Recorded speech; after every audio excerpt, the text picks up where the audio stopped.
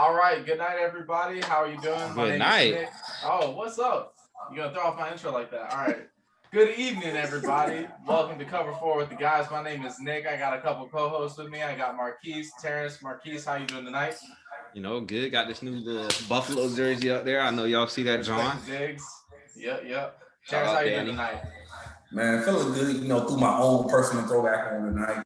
That's a flex. Game throwback We jersey, like to show off the jerseys. I got Steve Nash. Phoenix been going crazy in the playoffs, so I wanted to give some respect to Phoenix. Suns in full. Oh yeah, bro, that dude was going crazy. The premonition. So tonight we got the NFC North. That's what we're going to be talking about. There's a lot of drama going on in the division, a lot of new faces, a lot of things going on. Probably one of the more competitive divisions outside the top, depending on how everything goes. Terrence, I'm going to start with you. Who do you think is going to win the division and give us a record breakdown? So this is a big, stipulation. Yep. I know where you're going. Playing. I think he'll end up playing, but Aaron Rodgers obviously is going to be a big factor. But I got the Pack winning the division, going 11-6. I got the Vikings right behind them, going 10-7. Bears at 7-10. Lions at 4-13. And like I said, I feel like Aaron Rodgers will end up playing this season. Maybe he doesn't come back through minicamp, but ultimately he's going to end up playing. Vikings going 10-7. Offense is lethal, but still got Kirk Cousins under center. The Bears, I feel like I give them 7 wins, just being that going to give Justin Fields some growing pains. I feel like might have a pretty good season, but might have a little growing pains. Jared Goff is just dumpster juice. We ain't even gonna talk about it. All right. So you don't believe in the Jared Goff hype? Man, he's dumpster juice. He's trash. All right, Marquise. So who do you got winning the division? I think it's real easy. It's cut dry. I got the Pack.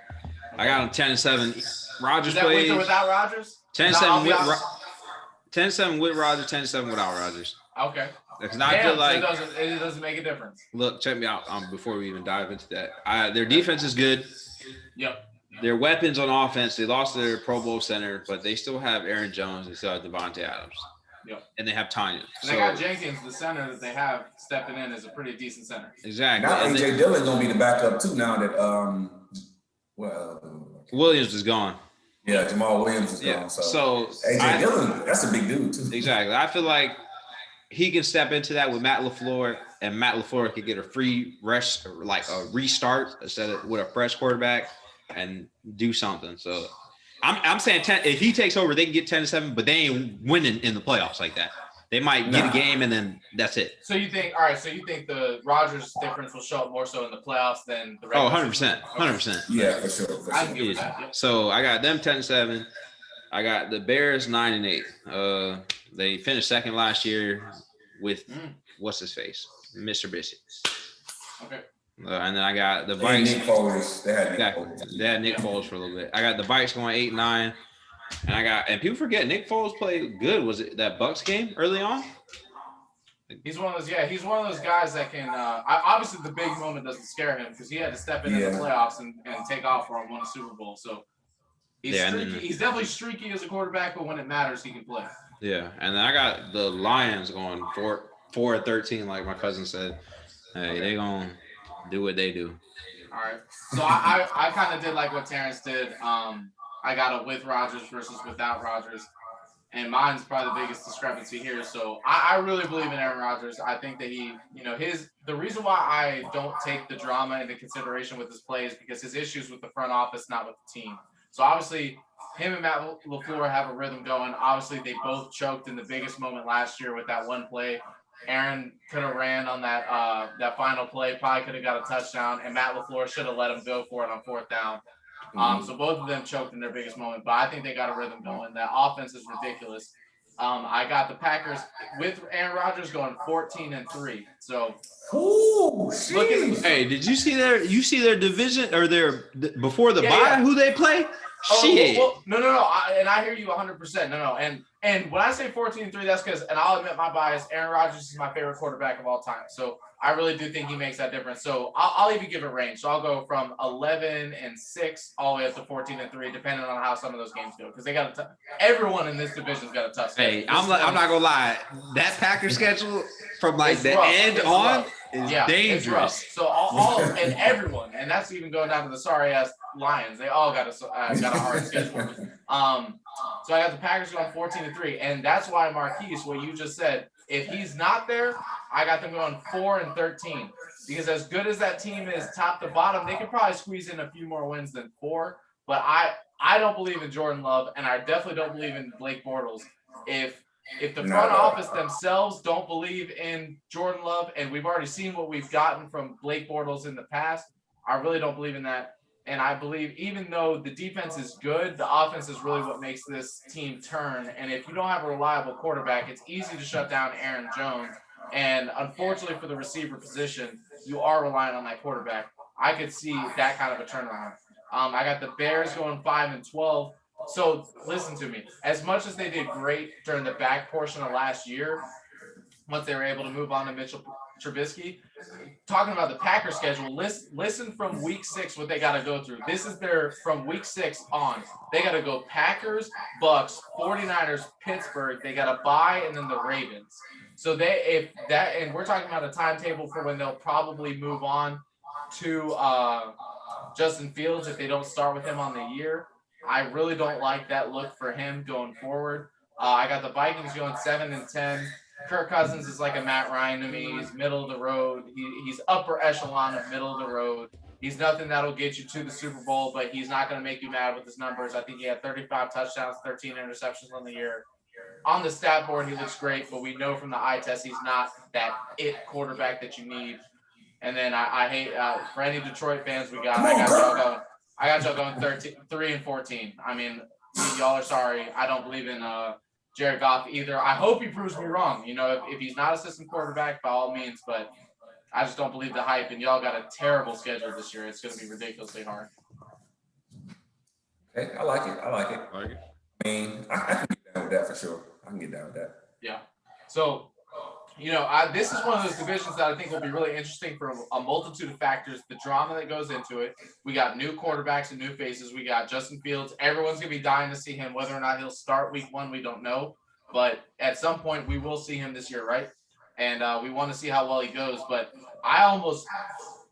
for Justin Fields, I almost wish he wouldn't play this year because of how hard the schedule is. Now, by all means, if he's one of those dudes that really has it and he can just step in and tear up, by all means, put him in there.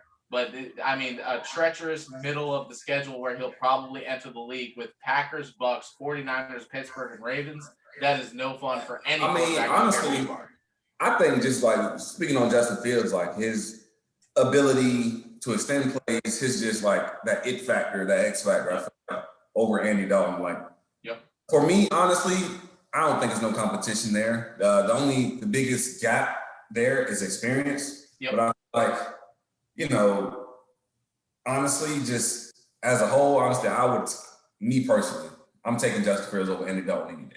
I agree with you. I think in Marquise, you agree, correct? Yeah, but like I said earlier, like from the last couple episodes, I don't mean to cut you off, Nick, but week 9 is when he's gonna start. Do you think week 9? Okay, remember against the Steelers. Okay. The Steelers gonna play for Andy, and Fields gonna go out there, and I feel like Fields is gonna sneak a win on him. You want to know what I can get with that.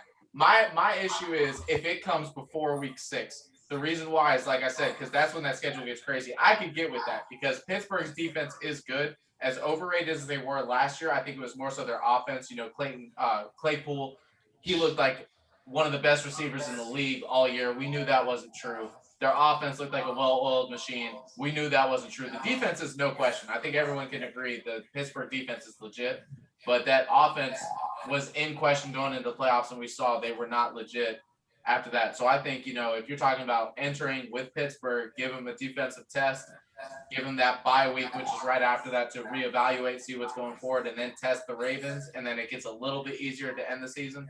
I like that move. But y'all probably gonna think I'm crazy, honestly, because honestly, I got Justin Fields start on week 1, and I'd be cool with. I'd actually looking at the schedule. So at first I agreed with Marquise, but after looking at the schedule, if you're gonna start Justin Fields, you might want to go out the gates because the schedule only gets harder the longer the year goes on. Yeah, I got Justin Fields out the gate, and for me, I just feel like he gives you a different fit. I feel like he brings a different dynamic to the team. Yep. And against those better defenses, I feel like he should thrive because he has his legs, he has his big playability. I feel like he, that mobility will definitely help out against the better defenses, honestly. And then you think about it, he's going against that Bears defense every day. You telling me that's going to make him better?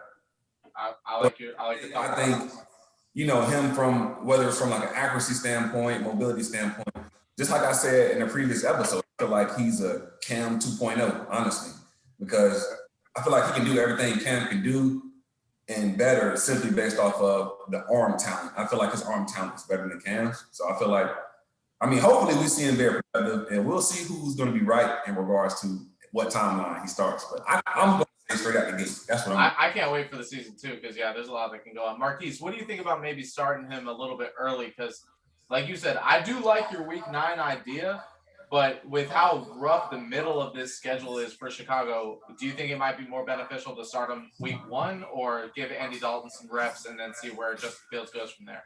To me, I think you guys make a valid point of like starting him early. I get it. I think he could be dynamic in that offense. You got between Robinson, you got the tight end, the rookie they had last year. I think they brought back Jimmy Graham. You got Darnell Mooney, burner.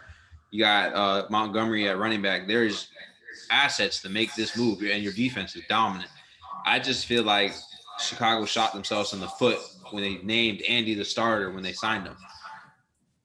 And I feel like, and then you, in turn, you shot yourself in the foot because you named him the starter, and then you gave up everything to get Fields, like those draft picks and stuff, and swapped them.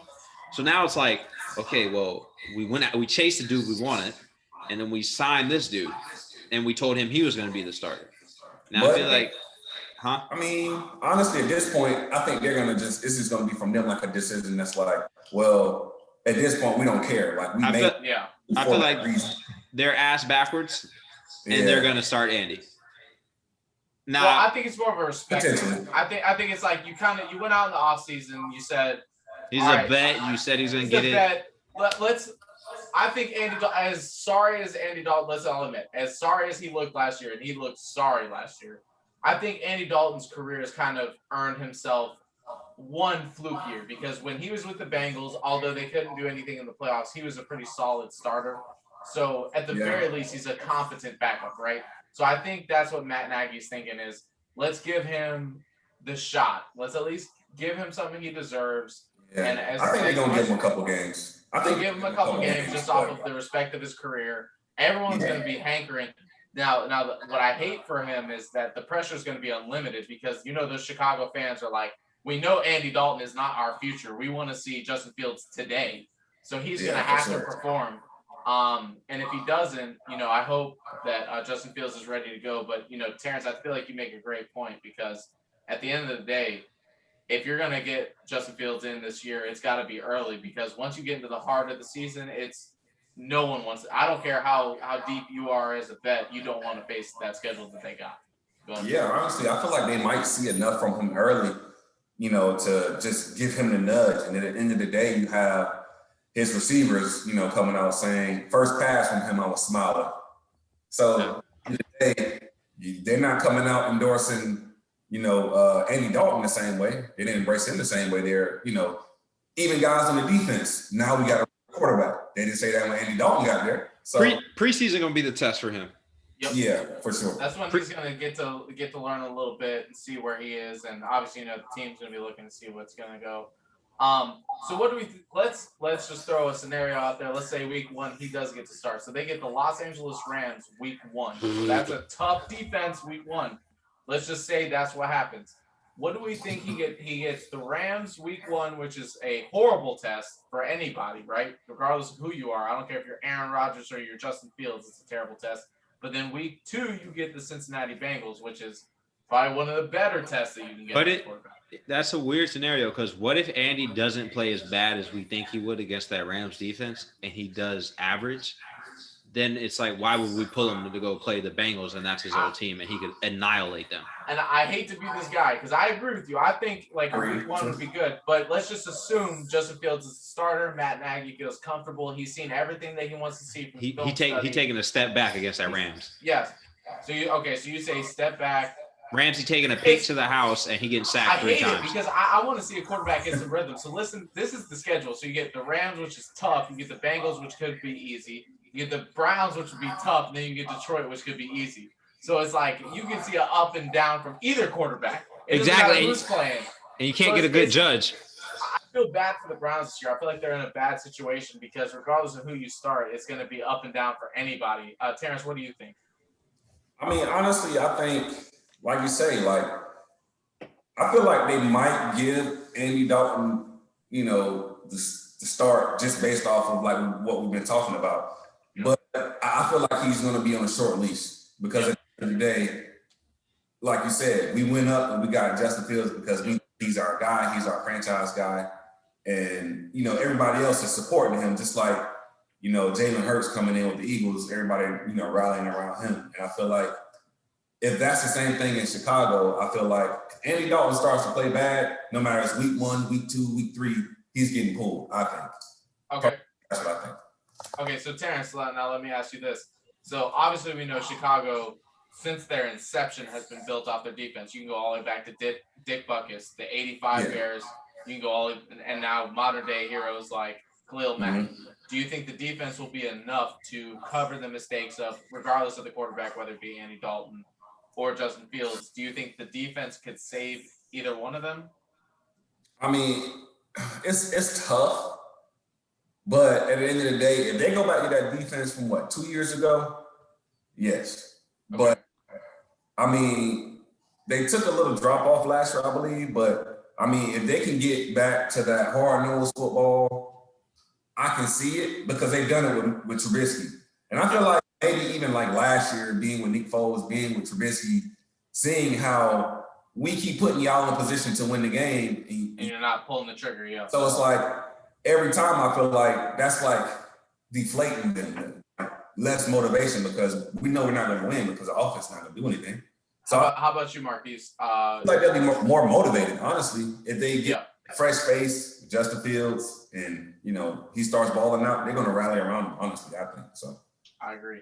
Marquise, what do you think? Do you think the defense is enough this year to cover the mistakes, whether it be Justin Fields or Andy Dalton? Yeah, to me, I'm gonna kind of nail Terrence in the coffin with this one. Their defense was 5th last year. Oh, even with the injuries? No, it was the year before, wasn't it? No, last year was 5th, right? So they were 5th. Pro Football Focus, they were 5th. So if you look at it, they were 5th, and they lost Kendall Fuller at corner. I feel like that is going to be – or no, they lost Kyle. Kendall plays – they're brothers. One plays Washington, and one plays for the Broncos now. But it might have been the year before that they took the drop. They took the drop because they were like 20-something, I believe. Yeah, it's Kyle. It was Kyle Fuller that was on the Bears last year. He's gone now. He plays on the Broncos, right? So now their corner department is looking light. And Eddie Jackson, I think he's an animal at safety, but he had a kind of a down year, right? So now the back half of their defense is going to be kind of shaky. Their linebackers, Roquan Smith, Danny Trevathan, Khalil Mack, Akeem Hicks, like Eddie Goldman. Their front 7 is immaculate. They'll be fine. But I just feel like the secondary is going to, you got the Vikings with a dominant core. Devontae Adams, it's going to get challenged faithfully, I feel like now. And I don't know. It's just, I think defense is going to do good like they always do, but they might regress to be like top 10 instead of top 5, which is still great. Okay. So moving on. So, we got a lot of quarterback talk to go through. This is probably the most interesting division when it comes to quarterbacks. So the newest face besides Justin Fields, someone that we've got some game tape on in the NFL, is Jared Goff, stepping into a new place. So we saw he's been great with Sean McVay. The biggest question is he a system quarterback or can he really take over? Obviously, he has a terrible situation, I hate to say it, in Detroit, because even with how sorry Detroit has been over the last couple of years, you also lose your best target in Kenny Golladay to the Giants. Both targets. Both targets, actually. So Marvin Jones. Your starting receivers are Rashad Perriman, Tyrell Williams, and Khalif Raymond, who the casual fan does not even probably know these people's names. Trust me, I know who Brashad Perriman is. No, I'm saying casual fans. We do this. We know these people, but I'm talking about the casual fan doesn't even know these people's names. And then you got TJ Hawkinson as your tight end, who's a good tight end, no doubt, probably an underrated tight end. You also get Penny Sewell in the draft. What do we think, Marquise? I'll let you start off. What are we going to do with Jared Goff this year? Because Tim Boyle is your backup. So you don't really have anything coming from you on the backup. You got Green Bay, who is struggling for quarterbacks, gave up Tim Boyle to the Giants or to the Detroit Lions. What are we doing with Jared Goff this year? His first year in Detroit. So to me, they got this coach that's confident on like biting people's kneecaps. They're gonna claw people's kneecaps or whatever he was talking about. Sounds ridiculous for a bunch of grown men, but to me, I honestly don't think Goff got shit to prove, and this is what I mean by that. He got to the Super Bowl. He lost in it, but he got to the Super Bowl. Scored 3 points, but yeah. Yeah, he's been a Pro Bowl player 2 years. His best year, he was 64% completion percentage, 32 touchdowns, 12 interceptions, but he was sacked 33 times that year. It's crazy. So his best year. The only thing they didn't have, the only thing the offense did not have was offensive line. Yeah, he was getting whacked his best year, and I just feel like with the hand, I still don't think they have it in Detroit. Yeah, with the hand he's being dealt in Detroit, it's like I'm not judging him off Detroit. Okay. If he went to Terrence's Patriots, I would judge him off of that team 100%. The offensive layout's way better, the defense is great, but against the Lions, he just got dealt a shitty hand. I'm not even a fan, but what is that man gonna do? He goes. I think we're actually, and I hate to say it, and I feel so bad for Jared Goff because we're more so I feel like what's gonna come from this is we're more so gonna say, damn, Detroit didn't appreciate Matt Stafford enough, and it's also gonna in turn make Jared Goff look bad. Terrence, what do you think about this situation? Definitely. I mean, although he is getting dealt a bad hand, I do feel like he's going to prove everyone right that McVay was the reason for his success, honestly. Because at the end of the day, like I said, you got McVay on the headset talking him to the last possible second on telling where to go with the ball, what to do. And with that receiving core too, right? Yeah, keys to your point, if I would have knew you would have said that, I would have looked up how many times did he do the little shovel pass. They do that a lot. They do a lot of back when Todd Gurley was cooking and he had this. Todd Gurley was cooking. So, I mean, I feel like, I'm not saying he's bad because obviously he was out there and he was performing. But I feel like the system definitely helped him. He had a lot of great talent around him, and I feel like that helped him. And then on the biggest moment, he shrunk. So our defense is great. I do feel like they had a great offense, and he just shrunk, honestly. That's Can we say something about the systematic quarterback thing?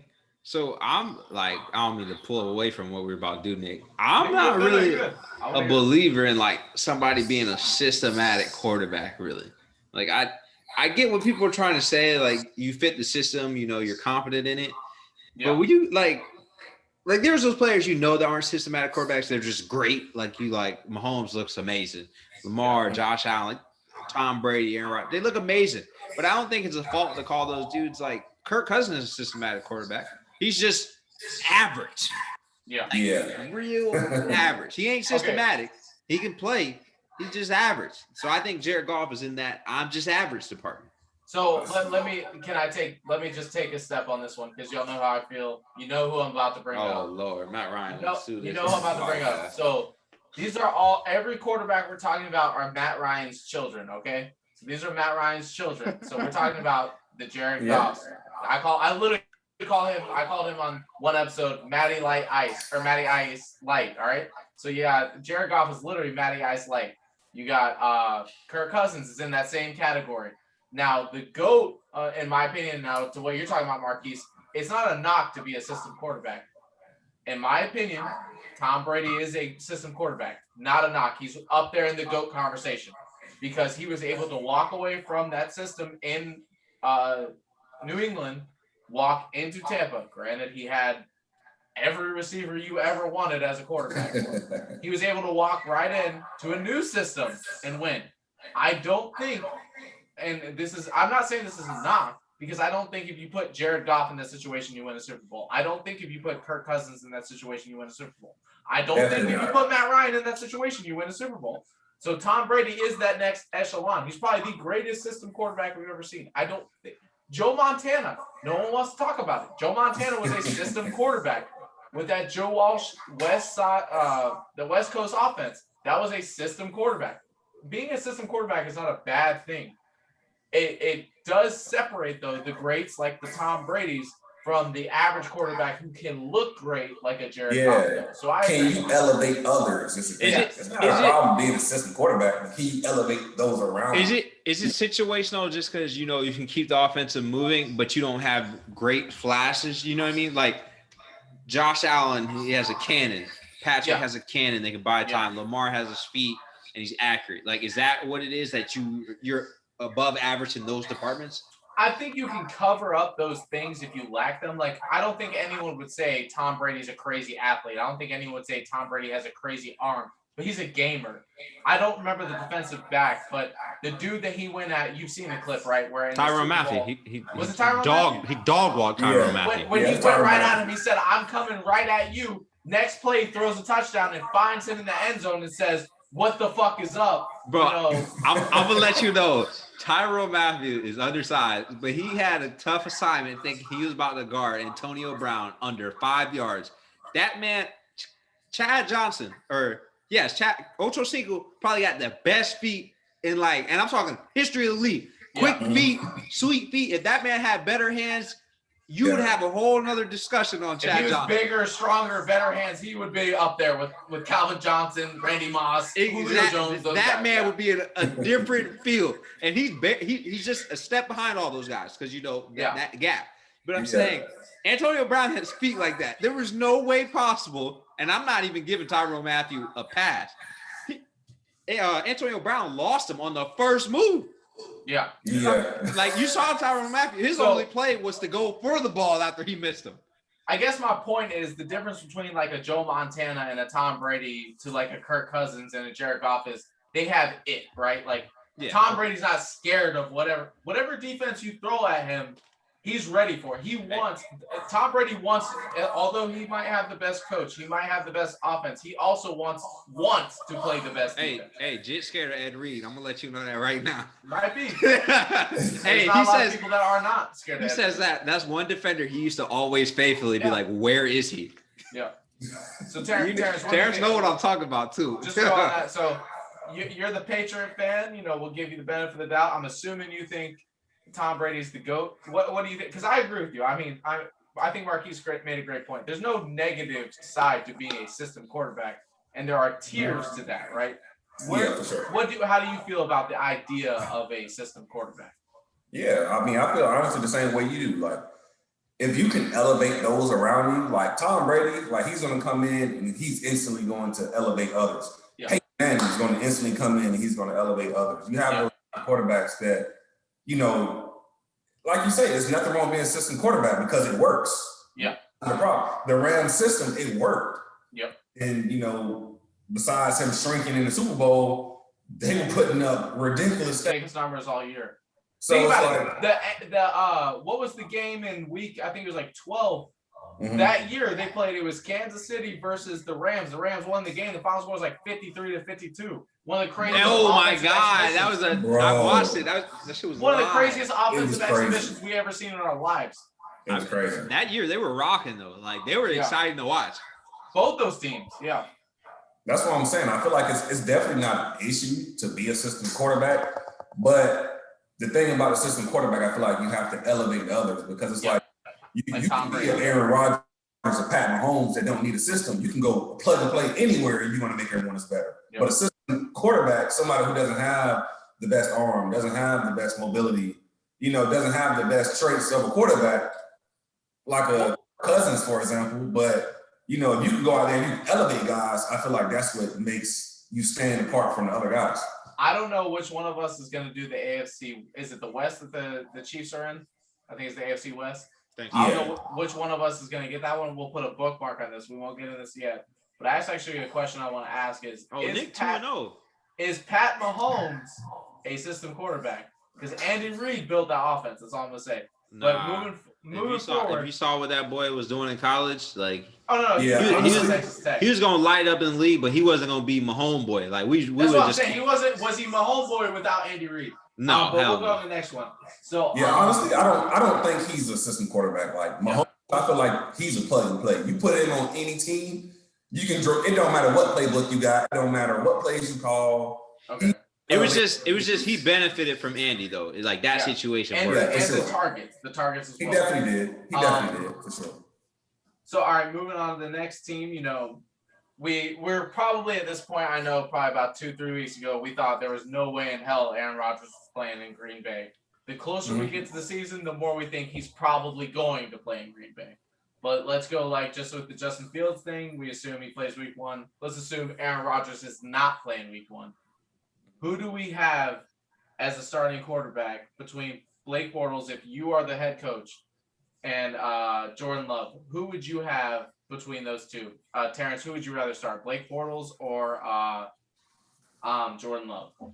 Bro, Blake Bortles need to get cut in the second. I'm starting Jordan Love. Like just to be honest, like about the whole situation there in Green Bay. Ultimately, Love will get the nudge because of where they drafted him, regardless of whatever we think, right? How he looks in minicamp, how he looks in the preseason. You have to stick by this man. You drafted him in the first round thinking he was the success. You disrespected your quarterback by doing exactly. So at this point, you don't have a choice but to be like, we're going with Jordan Love. Like, it might be some growing pains. He hasn't played too much ball, but I feel like, he had a great season in college, and then he had a down year, and then he comes back up, Aaron Rodgers. And I feel like, I don't know, they're going to give it to him. You got to. Look where you drafted him at. Okay.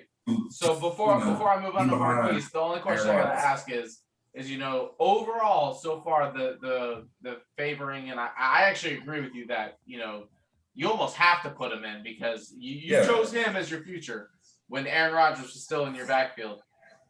Do you think even with the reports that Blake Bortles has outshined Jordan Love, they'll still start him?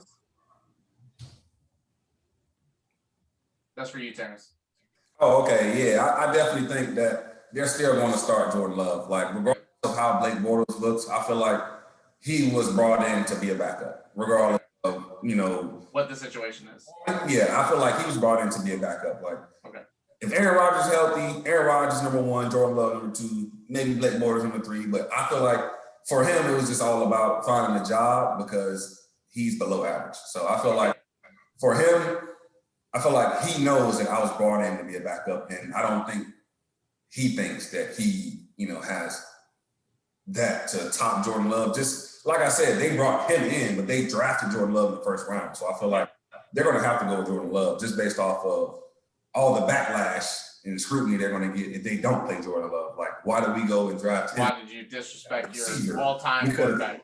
Credit that pick for something else or, whatever the case might be. So I feel like Jordan Love is definitely going to get the nudge. Because at the end of the day, I feel like they do have a great run game. Their wide receiving core is pretty deep.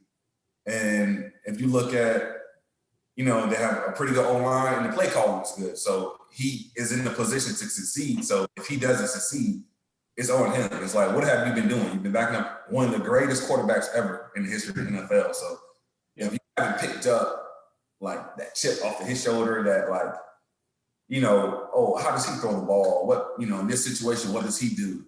If you haven't picked that up, I don't know, like, what are you doing? Definitely. So, one of the most blessed franchises with quarterbacks. I mean, you went from the Brett Favre era for about 20 years straight into Aaron Rodgers for about 20 years. That's crazy.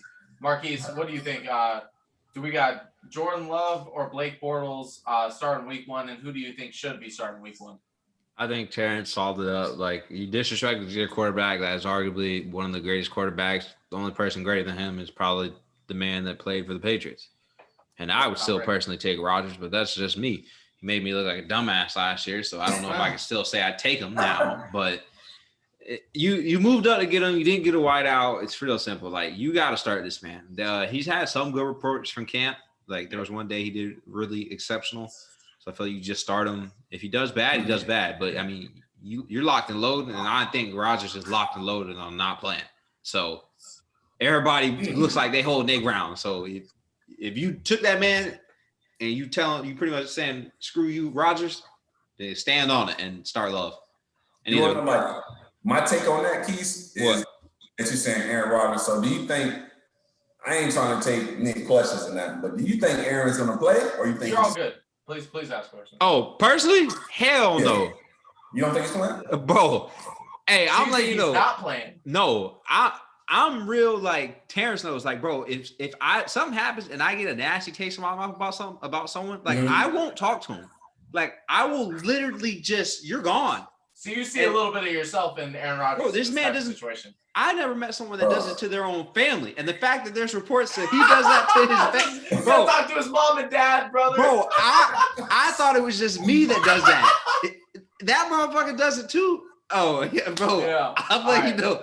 You are right. That's cold. He is cold like that. And I do it to some of my family members. Yeah, bro. You can count that ship sailed. Okay. I don't think. But I didn't think about it like that. That is cold. Yeah. So, Marquise, this is my thing, though. Although I think you do actually bring up a great point, because there has been reports that he's known to be distant from his brother, mom, and dad. He has openly stated his problem is not with the team. He likes his teammates. He likes Matt LaFleur. He loves his teammates. It's all front office, and it's mainly the offensive coordinator, the general manager that he has an issue with.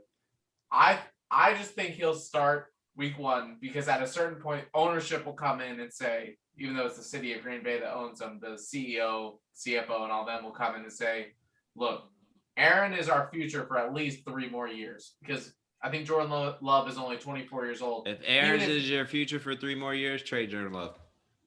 No, because Jordan Love's only 24 years old. So going into it, look, Aaron Rodgers was drafted at 22 years old. He didn't get to start until he was about 28 years old. And he went forward and won you a Super Bowl. But Aaron Rodgers showed flashes of being like really. Oh, I'm not saying. No, Jordan but Love I'm saying Aaron Rodgers. A dumb team like the Texans, I don't know what they could offer you, or even Miami if the Tua thing doesn't work, they will take Jordan Love off your hands. The Patriots, if Cam doesn't work and Mac needs a backup, they will probably take Jordan Love. Is what I'm getting at. So listen, I'm over here, you over here with the spectrum with Aaron. Like, I think he's stubborn, but like you say, he loves his team. So I think maybe he does miss minicamp, but just like I said, I think this man is going to start week 1.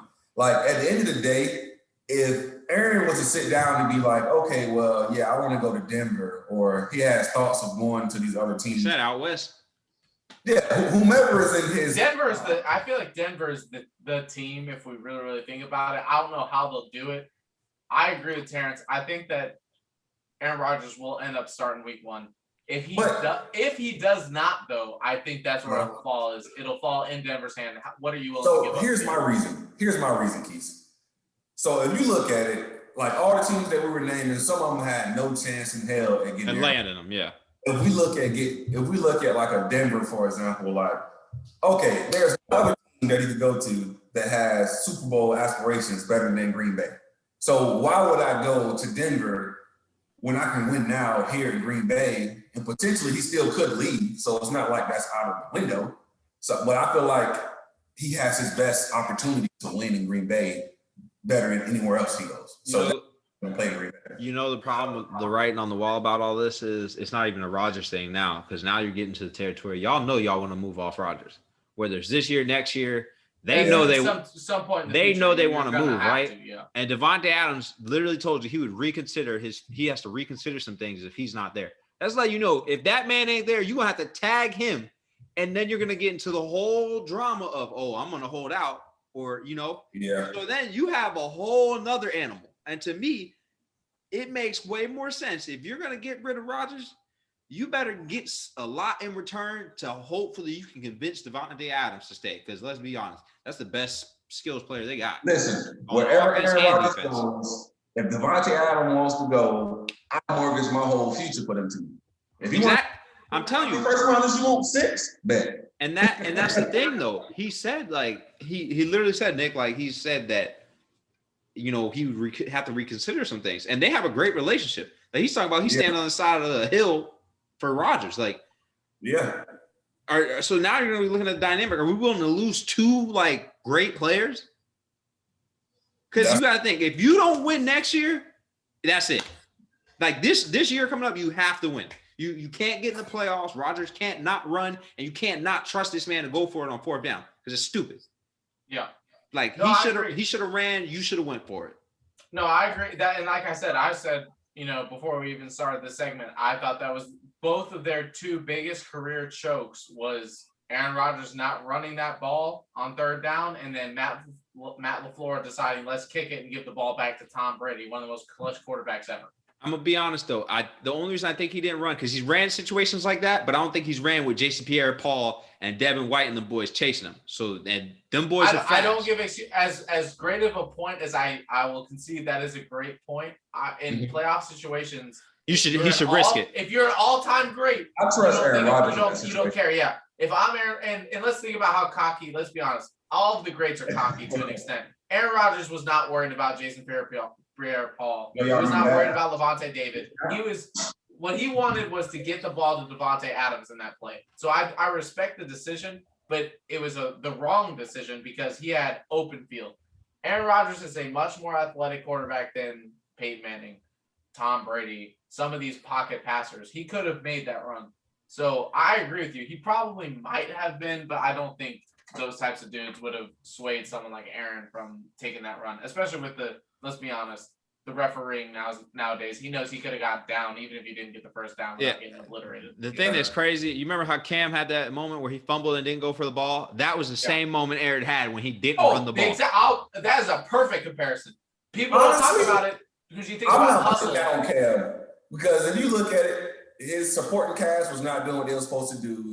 That was in the Super Bowl when he dropped it. It's the Super Bowl. That's why. I don't feel like that really defines the game. No, it doesn't. It doesn't define the game. But that, like, as a teammate, if we're all teammates, I see Nick dive on a loose ball, and we're losing by 15. As your MVP. But he dives for the loose ball. Like that would, we played on teams before. Like that would, you get some momentum from that, even if it doesn't in that moment do anything for the team. Someone's gonna be like, you know what, bro? He went out there. Yeah. It shows like you have some heart or something. And I'm not saying Cam don't have heart. I'm just saying in that moment, he should have either kicked the ball way out of bounds, damn near, or launched on it. And especially you're Cam Newton. You won MVP. You're the leader of that team. You banging to everybody at you. Everyone's looking at you to make that play. It's and I agree with you, Keith, because it's not fair because the Aaron Rodgers decision to not run the ball was the exact same. It was in my opinion. I know from a casual fan perspective, they don't see the difference because anyone can see hustle, but the difference was that field was wide open. No one's saying that he was even guaranteed a 1st down, but you could have got about 4 or 5 yards. I think it was a 3rd and 8. You could have got about 4 or 5 yards. You get those 4 or 5 yards. Devontae Adams on a dog walk the over the shoulder. Touchdown. What did they do? Think about, you put yourself in that same situation the week before when you played the Rams, and you remember they had Devontae Adams in motion, and Jalen Ramsey couldn't get any help and cussed out his own receivers because they fucking diced them up like that. That's what I'm saying. So if he runs that play, I agree with you, Marquise. That's a great point. If he runs right there, you put yourself in a completely different situation, and then Matt Nagy is not allowed to be scared to go for it on 4th down. The wild thing is the same way, say if the Kansas City gets injured like that, the Packers are going to dog walk them in the Super Bowl too. Like if Kansas City is banged up, Super Bowl. Aaron got the 2nd Super Bowl, and now people like the whole debate of I'm taking Rodgers over Brady.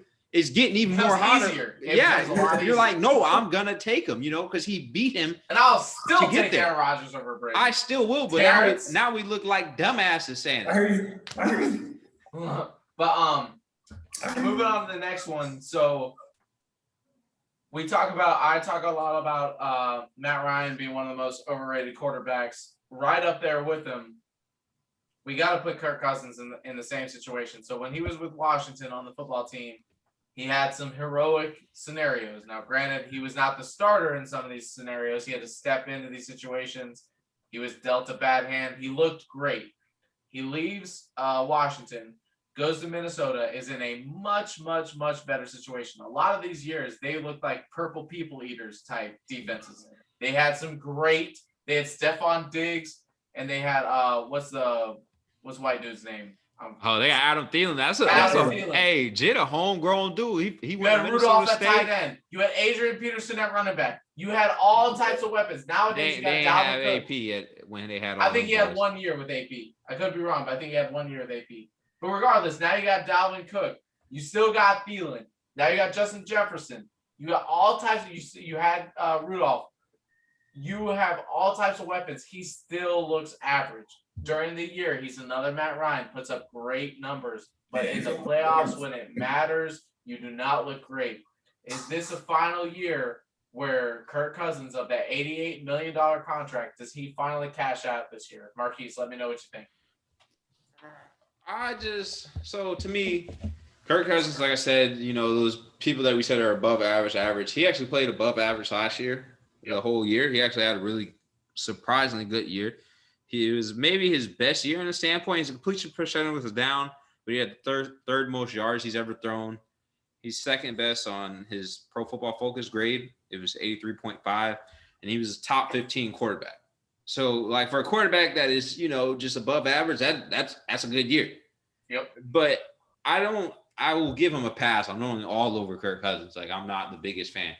He really got away with highway robbery from the Vikings. Like, the $88 million. He robbed the bank. Goff robbed the bank. He did. Like, they are just stealing everything out the bank. You know what I'm saying? But that defense is awful. Like, Goff has had good defenses, So it's like, okay, like, you had a good defense. Like, Cousins has not had a good defense. The defense is ranked 27th. Like, they're just borderline getting in shootouts with people. And they didn't fix the defense at all. I got to stop you, Marquise, because although last year was not good, in 2019, Minnesota was the 4th ranked defense in the NFL. If we go back to even 2018, they were the 9th ranked defense in the NFL. And even the year before that, I mean, they were back to 4th. So he's had a top 5 defense 3 out of the 5 years he's been in Minnesota. Hey, I'm not going to lie. When they pulled that miracle off against the Saints where Diggs caught that pass, matter of fact, I watched that live. Insane. They should have capitalized on that run. When Diggs made that catch, that should have been like, how Flacco for the Ravens didn't throw an interception in the playoffs? That should have been like a moment like that. We're capitalizing on this. We're going. Yeah. They didn't turn that moment into that. Yeah. So I feel like their ship sailed, and I feel like it's going to be a dark situation because I agree with you. I think the ship has sailed because the defense isn't what it was. But the reason why I bring up the pass defenses is to not give a pass to Kirk Cousins. Like I said, reiterate not giving him a pass. Yeah, exactly. Because 3 out of the 5 years he's been there, he had a top 5 defense in the NFL. And it's not there anymore. But remember when they had all those dudes that were absolute murderers on defense? Terrence, what do you think? Are we going to see something different? Because even though, like I said, the defense is not there anymore, but he still has a top receiving core in the NFL and then a running back who can really back you up. What do you think about this upcoming year for Kirk Cousins? I mean, honestly, what I think he pulled a Floyd Mayweather. He robbing, big bank rob. I like that. At the end of the day, I think Kirk Cousins will continue to be average. He's not the player that's going to get you over the hump as we continue to state. He's going to continue to put up great numbers. But if you look at his supporting cast, if you don't even put up great numbers, like, just please, like, just ride the bench or something. But receiving core is great. Running game is top in the NFL. So it's like, the things that he's had, I feel like, Nick, you can go out there, Keith or me can go out there and put up them numbers. Yeah. Yep. If I go out there, Dalvin Cook, here you go. Okay. This time, don't forget. People forget. Like, people think Diggs was the only person that had an issue with him. Like, when Diggs was there, but Adam Thielen and Dalvin Cook spoke out against him too. Like, in live interviews, these people have all had an issue with him. Like, we have the best running back. How are you not getting us the ball? All I'm going to say is this: Justin Jefferson too. there's a lot of people that put this out there. I'm just gonna let this be known. Going back to the Falcons, I hate to do this, but when Julio said he wanted to go somewhere with a quarterback with a big arm, these wide receivers want that. They want someone who can air it out deep. Kirk Cousins is another guy. I get it. From 10 to 15 yards is incredibly accurate. I don't think anyone would disagree with that. From 10 to 15 yards, Kirk Cousins is great. But the difference between Kirk Cousins, Josh Allen, Pat Mahomes, Lamar Jackson is those dudes can really air it out. They can hit you from deep. And if you're a wide receiver with unlimited talent, like a Justin Jefferson, like a Adam Thielen, you want someone who can get you the ball without hesitation that can say, look, I got one-on-one coverage. This guy cannot cover me. That Kyler Throw Murray. that ball. I will go get it for you. And Kirk Cousins is not that guy. Unfortunately, as much as going back to the system quarterback conversation, Tom Brady, as much of a system quarterback as he is, he's not scared to air that ball out. He knows if I got a wide receiver, he's not scared to throw it to Mike Evans. He's not scared to throw it to Godwin. He's not scared to throw it to Antonio Brown. He knows those guys. What's the white dude's name? Scott Miller. He knows that he can go get that ball. Kirk Cousins, Matt Ryan, Jared Goff. These are guys that are scared to throw that ball because they know their arm is not there, regardless of wide receiver talent. The issue, though, that is going to happen for Minnesota, I feel like if Kellen Mond, like I said, he was going to boom, like he's my boom, like he's going to boom for them. If he doesn't, are you going to look and be like, damn, we got to trade some of these dudes? Like, are you going to be like, you know, and you missed the realm on trading Thielen now because, like, he had suitors last year, like, and this year. He's a like, little bit older now, yeah. Baltimore would have took him. Maybe with what they got there, they can potentially, you know. No, but I'm become though. Maybe they can get. Hey, look, we got. Who want to play in Minnesota? Minnesota got the same dynamic that Utah got for the NBA. Don't nobody want to go play there. And you know that. You know why too. I'm just telling you. I mean, offensively, a quarterback can go there instantly, plug and play. You're gonna put up great numbers. And Minnesota's not as bad as Utah, Marquise, from what you're talking about, but it's not better. It's not much better, but it's not as bad as Utah. Their hope is like something like crazy happens. Like their hope is somehow someone takes Kirk Cousins off their hand, right? Yeah. They can unload his salary. Their hope is one of these young dudes that have a killer arm doesn't sign with the team they're with. And honestly, Kirk Cousins, I think, is on his last year, so I don't think it'd be hard to get rid of him. It's more so, do you trust Kellen Mond? That's what it really comes down to. Because Kirk Cousins on his last year. Kellen Mond is, you bet on him as your future. So if he can work out, and I actually like Kellen Mond. Remember when we did our draft? We did our draft pick. I said the Pats, I didn't think they would get, because at that point in time, I thought Mac was going to end up going to San Francisco. I thought the Pats would end up taking Kellen Mond. He would take off this year. If they could move on from Kirk Cousins, let's say if he struggles week 1 through 4 and Kellen Mond is ready to rumble, I believe in that. I don't think they should get premature and trade those receivers. I mean, obviously not Justin Jefferson, but not even Adam Thielen. I wouldn't trade him. I'd definitely try to see if I can lure somebody to Minnesota. Like, even defensive guys, because if you look at it, it's like, look at what we have on offense. Like, we're ready to win on offense, but we need you to come in and be that piece on defense that's going to get us to the championship. So I feel like, you know, I like I say, I don't think I would trade the receivers, running back, none of that, because at the end of the day, I feel like that's how you're going to get guys that want to come there, I think. So, you know, guys are going to want to play with, you know, Justin Jefferson, Adam Thielen, Dalvin Cook, that offensive line. And that's me personally. Like, who wouldn't want to go play for that? Like, that's what I think. All right. So moving on, you know, we had a lot of conversation about quarterbacks. Going back to the Green Bay Packers, you know, we talk about this is one of the deepest receiving cores when it comes to wide receivers in any division. I mean, you know, you got Devontae Adams in Green Bay, Alan Lazard, Robert Tonyan, a lot of good receivers in Green Bay. You got Justin Jefferson's in his second year with Minnesota, Adam Thielen as his back. If Adam Thielen is your backup, you're doing great. That's just you crazy. Got Allen Robinson finally has a quarterback in Chicago. You know, there's a lot of great receivers going on in this one division. Starting with the Packers, you know, let's say Aaron Rodgers isn't there, is Devontae Adams enough to carry in that receiving core with the Packers? Is that enough to carry, regardless of who's quarterback, whether it be Love or Bortles? Is that enough to win the division for you in Green Bay? Terrence, I'll start with you. I'm gonna say yes, and the reason I'm gonna say yes is because I feel like they have a pretty deep roster at receiver. It's like, yeah, Devontae Adams is obviously the clear number one. Like, yeah, he's clearly number one in the division, regardless of who yeah, but they also have Adam Lazard, Marquez Valdez-Scantling. Burner, boy. They also have Amari Rodgers now, who can be like a Randall Cobb type player for them.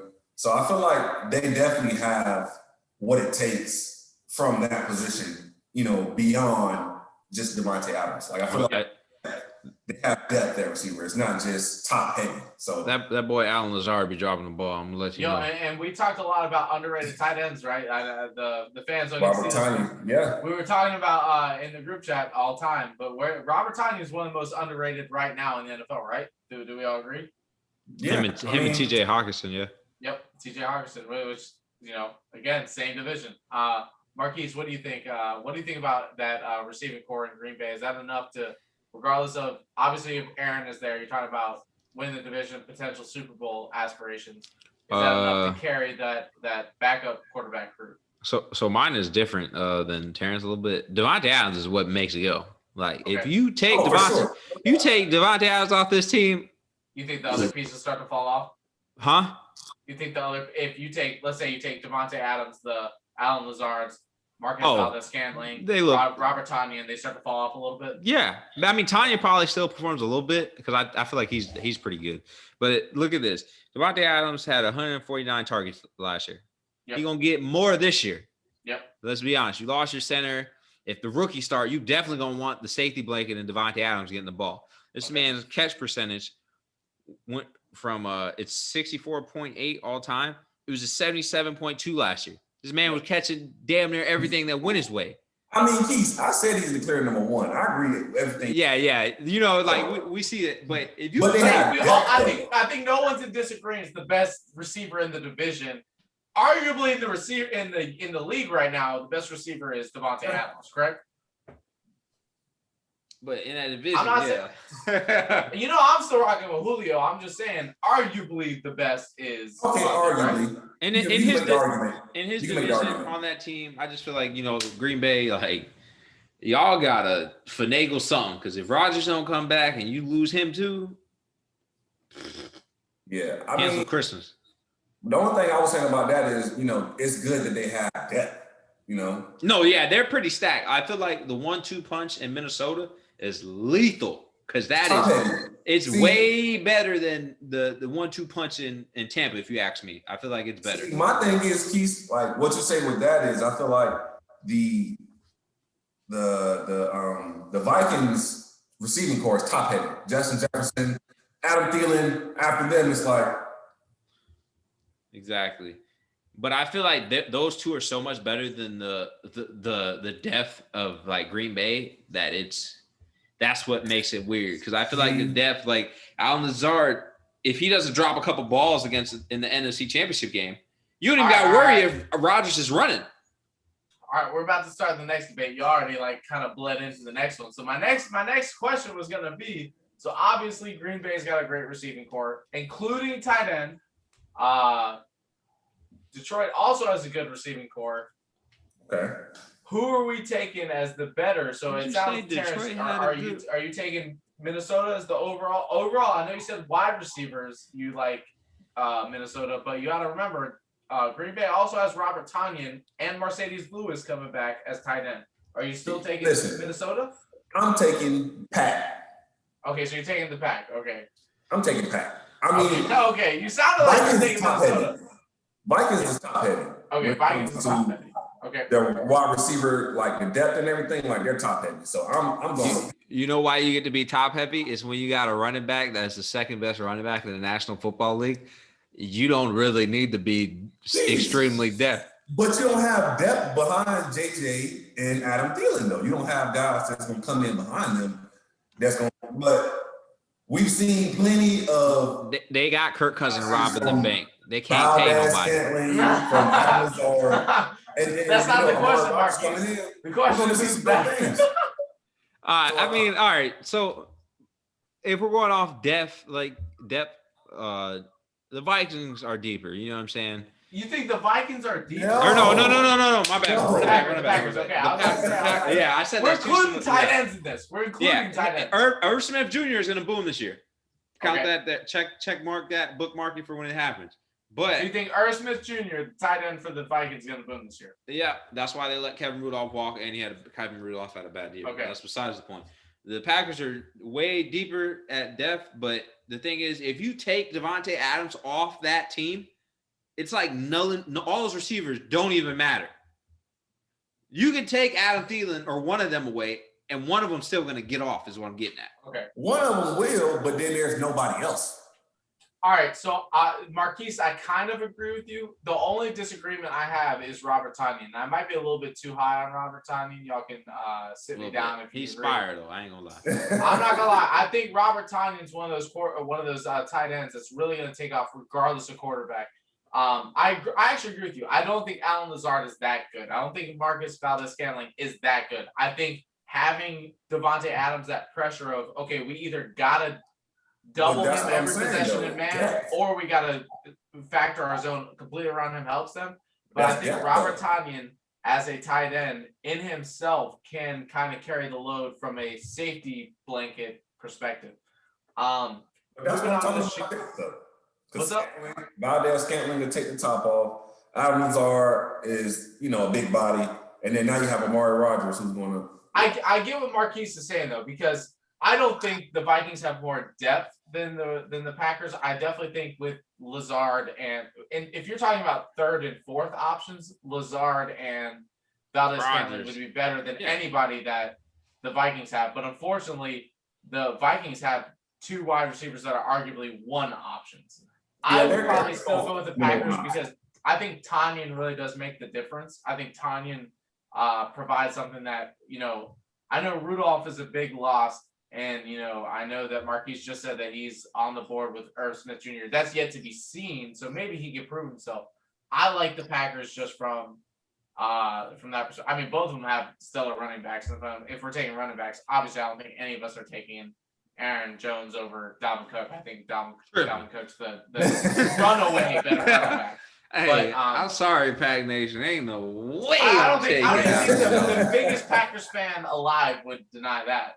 But you gotta be honest. I think I would take Green Bay. But moving on to Chicago, so Allen Robinson. If we're talking about underrated wide receivers, not tight ends, we spoke a lot about tight ends this year. I think if we're talking about underrated wide receivers, Allen Robinson has to be number one.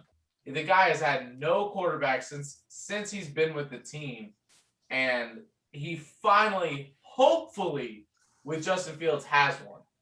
Do we think this is the breakout year? So Allen Robinson, and I don't mean breakout from Pro Bowler, I mean breakout from potentially top 5 in the league. Do we think Justin Fields or Andy Dalton, regardless of what Matt Nagy has cooking for this offense, do we think that hopefully this is the year that Allen Robinson can prove that he belongs in the upper echelon? Marquise, I'll let you go off with this one. I think he belongs in the upper echelon, period. I mean, you saw what he did in his days in Jacksonville with him and Allen Hurns. Him and Allen Hurns both got off in that offense. Yeah. I mean, Allen Hurns he suffered injuries now, but Allen Robinson, it's crazy. He's not fast. He's not a speedster. He's just a really physical body that gets separation. Him and Keenan Allen he can run routes. He's got good hands and he's physical. Yeah, like him and Keenan Allen are the same. It's just in a way, it's just Keenan Allen's footwork is way better to me.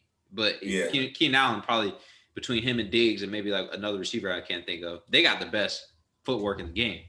But to me, Allen Robinson he's gonna do great. It's not a question of what he's gonna bring to the table. I just got the caveat of that is what if Fields struggles like how Baker did when Baker got Odell? That I gotta get this. I feel like I have to get him the ball. I see him I gotta get him the ball. And my thing is what if Fields has that problem? And I think it's a good problem to have because that means you got somebody that's an animal over there. But it's just do I throw him the ball? You know what I mean?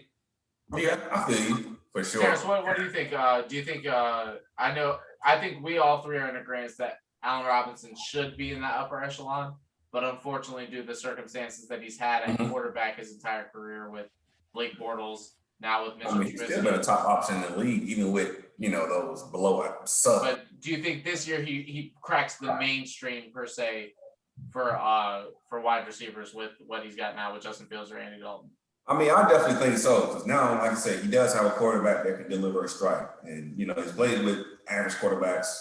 And now he has somebody that can, get him the ball, in places where he needs the ball. I feel like he should ball this year. Like, there's no reason why Allen Robinson isn't top 5 in stats this year. Like, me personally, that's what I'm thinking. And then even from the whole supporting cast, like I said, you got Burners and Mooney, you got Tariq Cohen, David Montgomery. If they can get the run game going, I feel like that's what's key for that Chicago Bears team as well, because that'll take a lot of pressure off of Justin Fields early on. And that's something they've been struggling with the past couple of years. I think David Montgomery probably only rushed for 100 yards, maybe a handful of times. And, we all know how important being able to run the ball is. So I feel like Allen Robinson would definitely ball this year. Top 5 in stats, I think, for receivers, yards and touchdowns. I got you. No, I agree. Honestly, like I've always loved Allen Robinson. I actually hated when he left Jacksonville because I wanted to see that team shine. Maybe it's a Florida pride thing. We all kind of grew up in Florida. We remember with David Garrard and Maurice Jones-Drew. If you could have added Allen Robinson to that squad, what could they have done, right? But I feel so bad because in a draft class that had Patrick Mahomes, you went with Mitchell Trubisky, who I knew that was a big mistake. Even the scouts didn't really think jump that that rabbit hole of that one. I was confused why he was the number 1 overall quarterback though. But he was the number 1 first quarterback. Yeah, first quarterback off the board. I don't think anybody would have made that mistake. Whoever was in the Chicago Bears front office at that point in time, everybody from the owner down should have been fired. I feel bad, Allen Robinson, I feel bad for him, man, because he's never had a top quarterback. If you let's say this, let's say you switch Devontae Adams and Allen Robinson, you could argue that Allen Robinson would look exactly like a Devontae Adams, because Devontae Adams is not a burner by any means. I mean, he might be a little bit faster. He's faster. He might be. I really don't know, but in terms of route running, hands, reliability. Wait. Before we go there, I'll let you know this man route running is better than Robin Robinson. Yeah. It's better. I don't know. I really don't know, because you gotta check don't get me wrong. Devontae Adams is up there, but I think quarterback really highlights, because someone who is, when it comes down to fractional differences, when all you need is a half step on the defender, Devontae Adams at the end of the day only needs that half step. He knows that Aaron Rodgers is going to get them that ball on that half step. Allen Robinson has never had that. We see that same thing with Stephon Diggs. No one really talked about, as though we thought he was a great route runner. No one thought of him as the best route runner until he was with Josh Allen. Same thing with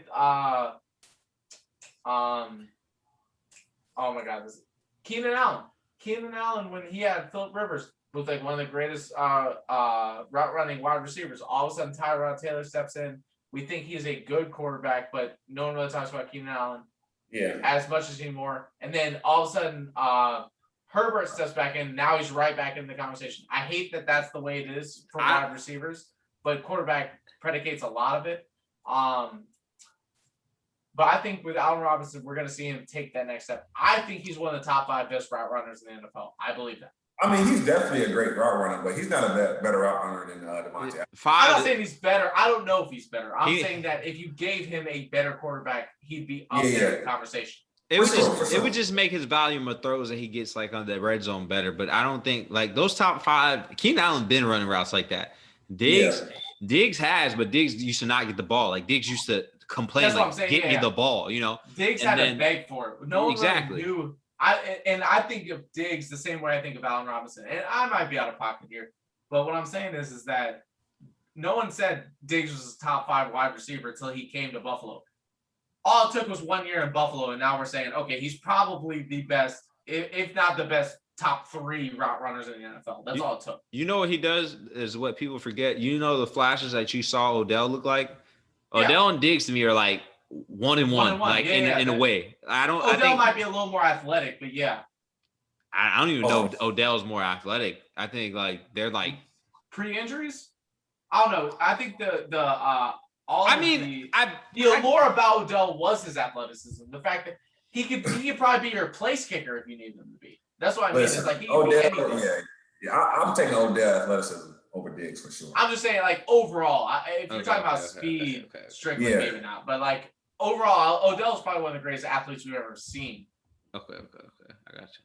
All right, moving on from there. If any of y'all got anything you want to say before we move on to overtime questions, I got a couple good ones for us tonight. Let's get this overtime started, boy. All right, I like your style. You know, this has been a fan favorite. We're gonna keep it rocking. We've been in the division, so I'll let y'all know. I got 3 questions for you. Are we picking the same? Can we pick the same answers? Yes. I will start beforehand. If y'all feel that strong about it, we'll go straight into. You can pick the same answers. I got 3 questions. So all I got is 3 questions. So if we tie, y'all gotta eat it. So all right. So first question is sacks. All right. I want to know who y'all have as the all-time leader in sacks in the NFC North. All right. So these are your options, and I'll let you know. Number 1 overall is 124.5 sacks in the NFC North. All right. And just to be clear for all the fans out there, we're talking about only the numbers that count while they played in the NFC North. So if they played for another team at some point in time, those numbers do not count. It's only when you were in the NFC North. All right. So first we got Clay Matthews for the Green Bay Packers. We got Robert Porcher for the Detroit Lions. We got Richard Dent for the Chicago Bears. We got John Randall for the Minnesota Vikings. Remember, that number is 124.5 sacks. So, Marquise, I'll let you answer first. Who do you have as the number 1? And I'll run back those answers if you need me to. Who's the Bears? The Bears is Richard Dent. I'll just go through all of them again. It's Clay Matthews with the Green Bay Packers, Robert Porcher with the Detroit Lions, Richard Dent with the Chicago Bears, John Randall with the Minnesota Vikings. I'm going Richard Dent. The Chicago Bears? Okay. Yeah. Who you got, Terrence? I feel like Clay is too obvious if you pick Clay. Yeah, I don't think it's Clay either. Okay. And I was thinking Dent, but then at the same time, who was it for the Lions again? Robert Porcher. Then we got John Randall for the Minnesota Vikings. I'm going John Randall just because I'm going to pick a different answer. Okay. I like your style.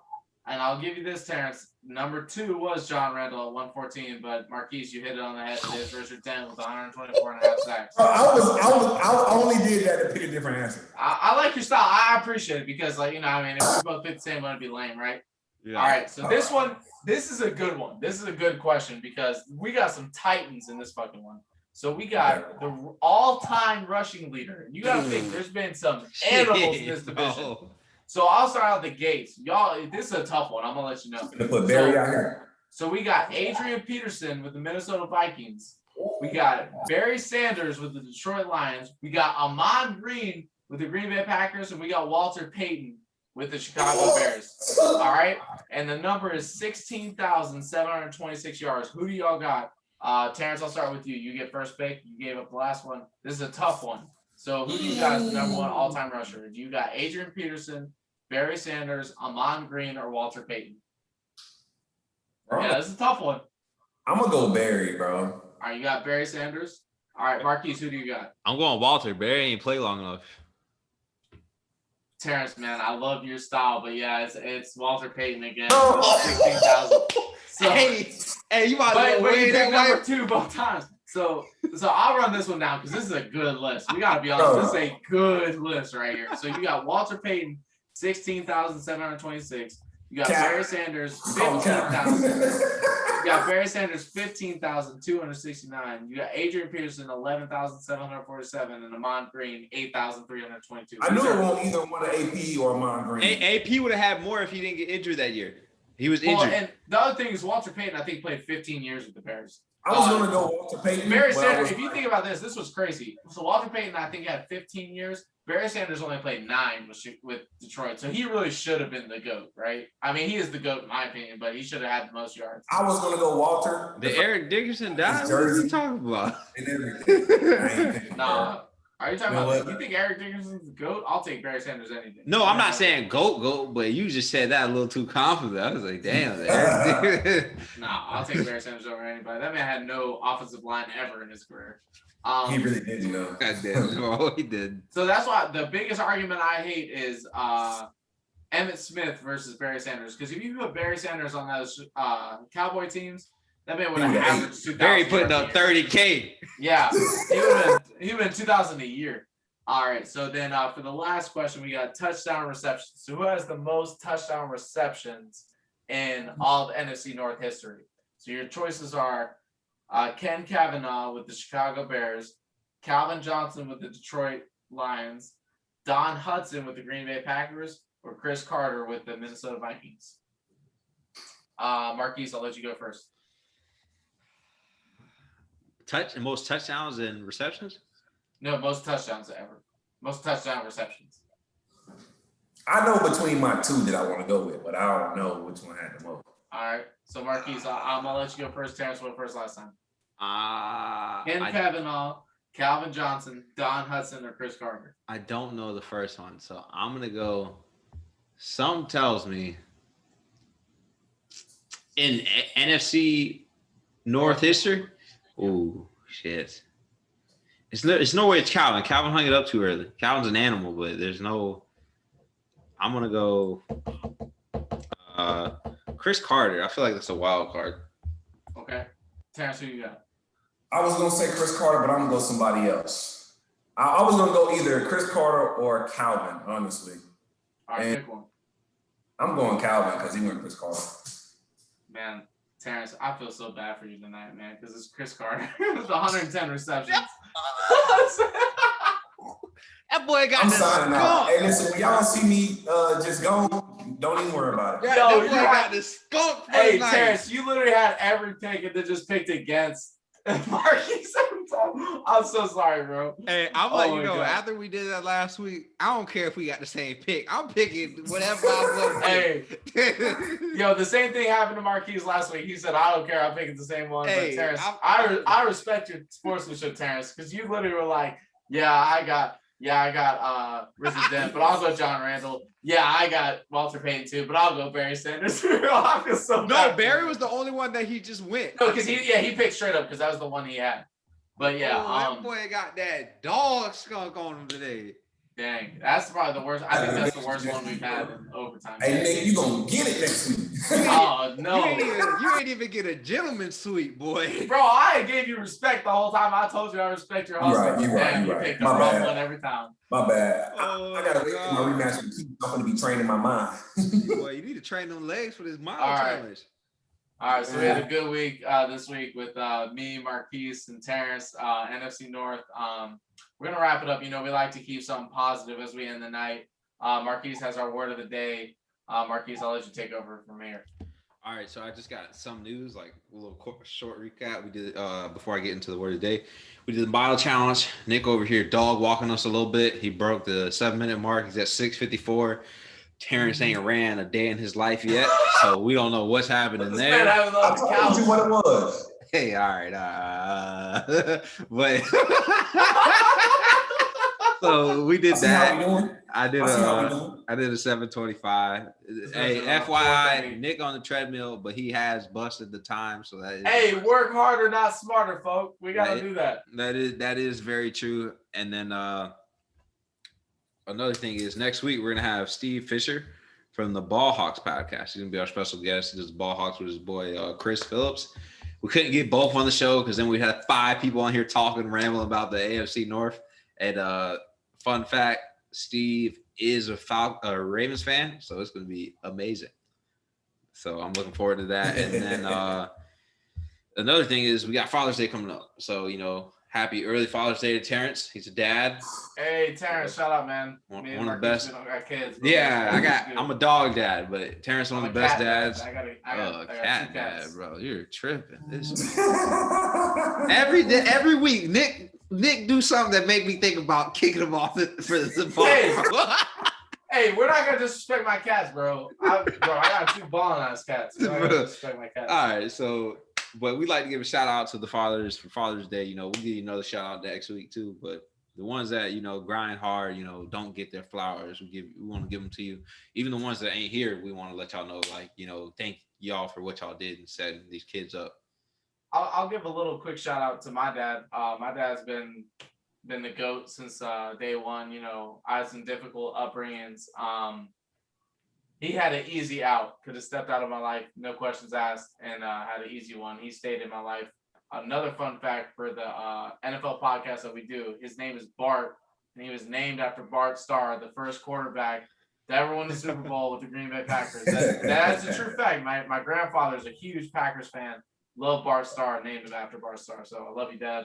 If you get to watch this, we want to shout you out on the show tonight. Yeah, and I just want to give a shout out to just those dads that are father figures. They might not actually be your dad, but like I want to say my grandparents, bro, or my grandpa, he passed, but that man, dad, he hated when we called him Bobo, but that man was like dad to me. My dad was around, but me and my dad aren't always like see eye to eye. Sure. But my dad's there, like I get to see him, he's helped me. But Bobo, dad, like that man taught me life lessons that I'm forever grateful. I'm sure he done taught Terrence something too. Like that man damn near he everybody's dad, you know what I'm saying? Like he ain't not like show nobody love, and I miss that man. That's a lot of people. There's some good dads in heaven, like a lot of them. Like, yeah, for sure, most definitely. And also, give a shout out to my granddad, Big Dave, Uncle David, boy, Uncle Dave. You already know, he was my dad, my father figure growing up. So, he's done a lot for me in my life. Means so much to me, so definitely want to give a shout out to him.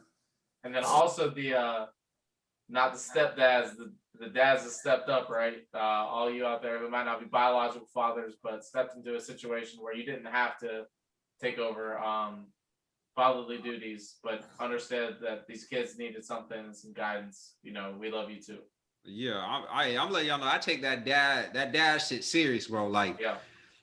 Hey, ain't none of my friends around here being no bad dads, bro. They might be a bad spouse or a bad like boyfriend, but hey, that's their business. Yeah. I ain't letting them be no bad dad. Like if Terrence start being a bad dad, it's up. Bro, there ain't no way. Like, it's important, it's important that these young men like have that father figure. You can tell when somebody didn't have their father around, like, like there's things they didn't get to do. Like, I ain't never really worked on my car with my pops. Like, my roommate, him and his dad to this day can get in the garage and go work or something. They'll just do it together, And to me, that's like cool, So, but it's important for us as men to hold each other accountable. Like at the end of the day, especially with stuff, whether it's marriage and children and things like that. It's definitely important for us to be able to speak with each other, maybe about differences, and, be able to open up,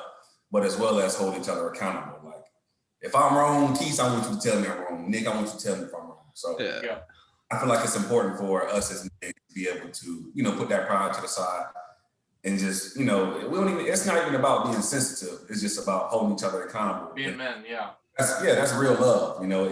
It doesn't have to be about being sensitive or acting like a female. It's just, Boy, it ain't no macho shit, bro. You got to get emotional to get your point across, son, do it. But, don't let your mans not be taking care of their kids, bro. Like, kids to me is like the ultimate, like, responsibility, like Nick said his dad, like Nick brought up the point, his dad could have just did the dash and he didn't, bro. And you got Nick over there. He's forever grateful for that, and them dads that just helped you out, them coaches that, play the dad, if you don't think about it, bro, them coaches that play the dad, bro, like Coach D, man, I ain't tell you how many times I wanted to get into it, that man, like, just looked out. And I'll give a shout out. Two other men in my life, Coach Butler, my basketball coach growing up, as questionable as I thought a lot of things that he said, he really did have all of our best interests. And then my uncle, so I grew up with my aunt and uncle, and, my uncle didn't he wasn't even my blood uncle. You know, he was through marriage and did a lot for me growing up. So another father figure I was lucky to have in my life. It's just, you really see it like as you get older, how much like father figures, even different figures, like played a part. You know, they might not was your dad, but like they felt like they was your dad, or like you just had they that. Felt like they had to take some kind of role in your life and help. Yeah, and they took that role. You know what I'm saying? Like it's sure. crazy. Everybody that I consider dad that's still alive and breathing, like I can hit their line. Hey, I got a problem, bro. I need something to bounce off your ear. You know what I'm saying? So I just think that's the biggest respect thing, and we just want to throw y'all flowers, all y'all dads out there. Happy Father's Day. Sure. Happy, hey, all y'all animals, people that got animals, happy cat dog day, Nick. Happy dog dad's day to me, because we're not gonna disrespect cats today. My boy Monty. I did. I gave you a happy Father's Day. Okay, I didn't. I ain't a cat person. I think people like cats a little weird, but that's another topic for another day. Anyway, we're gonna get into this word of the day. You're gonna respect my cat, bro. Might turn that cat into cat dog. You heard? Anyway, the word of the day is opportunity. It's a noun by definition. It's a set of circumstances that make it possible to do something. Hey, in life, you're gonna get plenty of opportunities, and you might not actually get plenty, but you got to realize when you get opportunities to take advantage of them. Terrence might get 10 opportunities. Nick might only get 2. But it's the fact of seizing those moments of those opportunities you get. So it's that, and then also, it's once you get those opportunities, proper preparation prevents poor performance. Always be prepared, bro. Like there's so much in life that it don't go as you expect. So you got to make sure you might get that opportunity, but it might not shake how you think. Plan is only good enough to kick the door in, bro. Once you get inside, a whole bunch of shit can be going on. And your plan was only good enough to get you in the door. You looking, you like, damn, I'm in the door, but what? Like, so proper performance prevents poor preparation. Or I said that right. I feel like proper preparation prevents poor. Just throw a little bit of extra topping on there. I feel like, like you said, you got to put yourself in place for the opportunity. So, there's a grind that goes to it as well. And it's more than just, a handout. So, if you want something, you got to go out there and get it and, put yourself in that position to get the opportunity. So I feel like you say, that's a big part of actually getting the opportunity as well. So the grind don't stop. Hey, 3-0 this. Woo! I'm coming for that mile time next week, Nick. Woo! I'll run on the track. I'll try to find one I can run on. Hey, I ain't gonna press you. You already on the treadmill. Don't worry about it. I'm coming. Hey, when I hit that 550, I don't want to hear nothing. That boy. You got it. Hey, he hit 550. He got it for sure.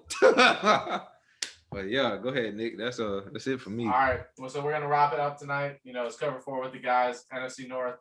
Next week we'll be doing the AFC North. We got a special guest. Shout out to Terrence. Shout out to Marquise, co-host tonight. I'm Nick. Y'all have a good night. Okay. Later.